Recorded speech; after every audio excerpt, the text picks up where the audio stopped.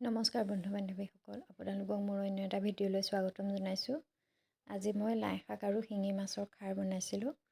আপোনালোকে নিশ্চয় লাই শাক বিভিন্ন ধৰণে বনাই খাইছে। আহকচোন, আজি মই বনোৱাৰ দৰে আপোনালোকে লাই শাক বনাই খাইছেনে? যদি খোৱা নাই তেন্তে আশা কৰোঁ বনাই খাব আৰু খাই কেনে পালে কমেণ্ট কৰি জনাব। চাওক, প্ৰথমে মই এয়া লাই পাতখিনি টুকুৰি কৰি মিহিকৈ কাটি ল'ম।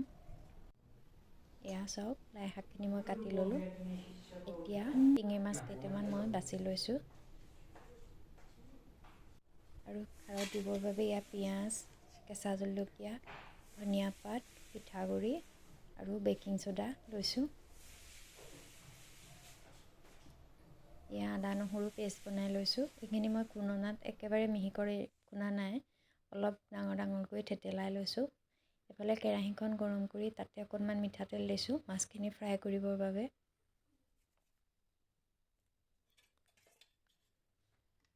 এয়া তেলখিনি গৰম হ'লত মই মাছকেইটা তেলত দি দিছোঁ।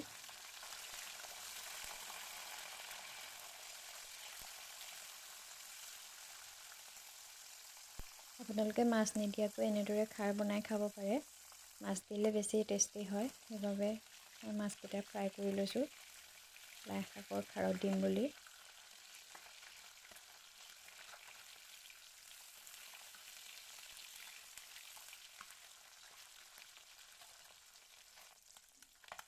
এয়া ইতিমধ্যে মাছকেইটা ফ্ৰাই কৰা হৈ গৈছে।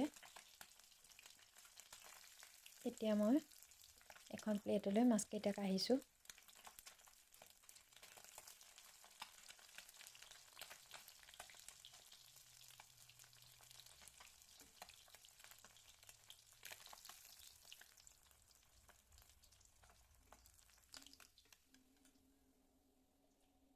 এয়া মাছকেইটা কাঢ়ি হৈ গ'ল। এতিয়া এইখিনি তেলতে মই এটা কটা পিঁয়াজ ইয়াতে দি দিছোঁ।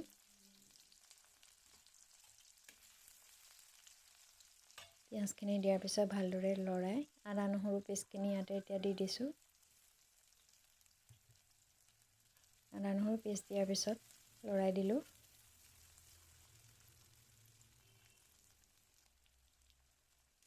ইয়াতে এতিয়া কেঁচা জলকীয়া 4টা টুকুৰি কৰি দি দিছোঁ। আপোনালোকে জলকীয়াকেইটা পিচিও দিব পাৰে, কিন্তু পিচি দিলে বেছি জ্বলা হ'ব বাবে মই এনেদৰেই দিছোঁ।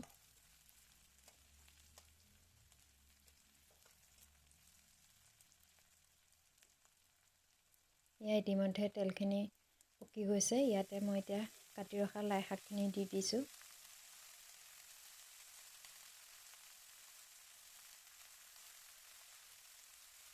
লাই শাকখিনি দিয়াৰ পিছত হেতাখনেৰে লৰাই দিছোঁ।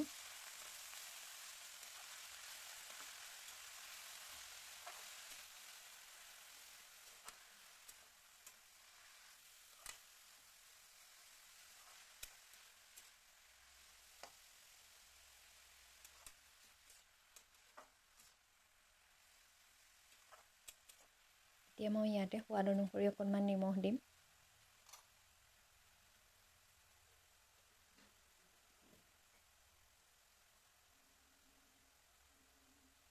এয়া নিমখখিনি দি দিছোঁ।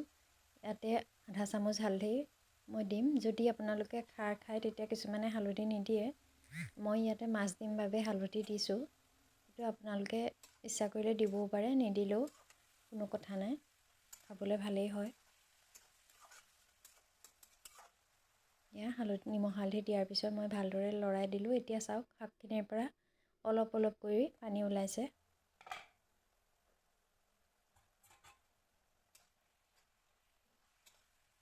ইয়াতে মই এতিয়া বেকিং ছ'ডা আধা চামুচ দি দিম।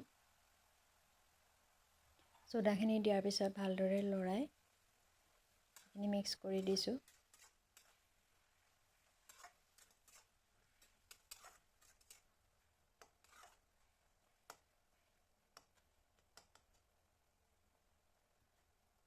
এতিয়া মই আধা চামুচ পিঠাগুড়ি যে ৰাখিছিলোঁ সেইখিনি এটা বাতিত গুলি লৈছোঁ ইয়াতে দিবৰ বাবে। যদি আমি পিঠাগুড়িখিনি ইয়াতে দি দিওঁ, গোট মাৰি যাবও পাৰে, কিছুমান লদা হৈ, সেইবাবে কেঁচা পিঠাগুড়িখিনি এটা বাতিত গুলি পেলাই দিলে এয়া গোট মৰাৰ সম্ভাৱনা নাথাকে। এয়া চাওক, আপোনালোকে পিঠাগুড়ি সলনি খুদ চাউলো ইয়াত দিব পাৰে।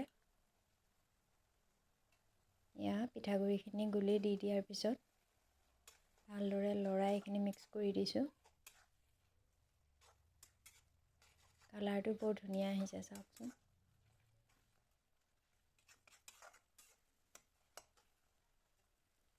এনেদৰে অলপ সময় লৰাই দিলোঁ। তাৰপিছতে এতিয়া ইয়াতে অলপ পানী এড কৰিব লাগিব। তলত লাগি ধৰিছে তেওঁক চাওক, পিঠাগুড়ি দিয়াৰ বাবে লাগি ধৰিছে, সেইবাবে অলপ পানী দি দিলোঁ ইয়াতে।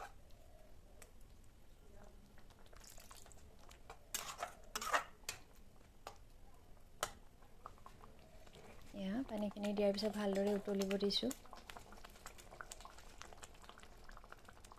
উতল আহিলত মাছকেইটা ইয়াতে দি দিছোঁ।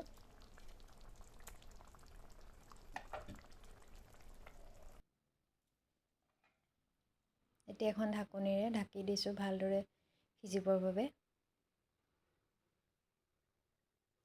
এনেদৰে প্ৰায় 5 মিনিটমান সময় ৰখাৰ পিছত, কম জুইত 5 মিনিটমান সময় ৰাখিছিলোঁ। তাৰপিছত এতিয়া চাওক, এয়া উতলি আছে। লাহেকৈ এবাৰ লৰাই দিছোঁ।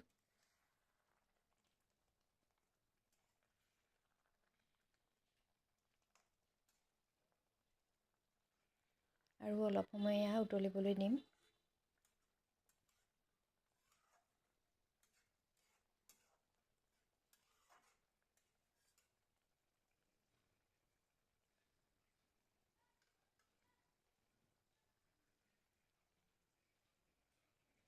এতিয়া এখন ঢাকনিৰে ঢাকি দিম, ভালদৰে উতলক আৰু কিছু সময়। পুনৰ 2-3 মিনিট উতল আহিব দিয়াত। আজি মোৰ তৰকাৰী ৰেডি হৈ গৈছে, খাৰ লাই শাকৰ। এতিয়া ইয়াতে কেঁচা ধনিয়া পাত কেইটামান কাটি দি দিছোঁ। আৰু আজি মোৰ লাই শাক আৰু শিঙি মাছৰ খাৰ ৰেডি। এতিয়া ভাতৰ লগত আমি সকলোৱে খাম। আশা কৰোঁ এই ৰেচিপিবিধ আপোনালোকেও বনাই খাই চাব আৰু খাই কেনে পালে কমেণ্ট কৰি জনাব। লগতে মোৰ চেনেলটো ছাবস্ক্ৰাইব কৰি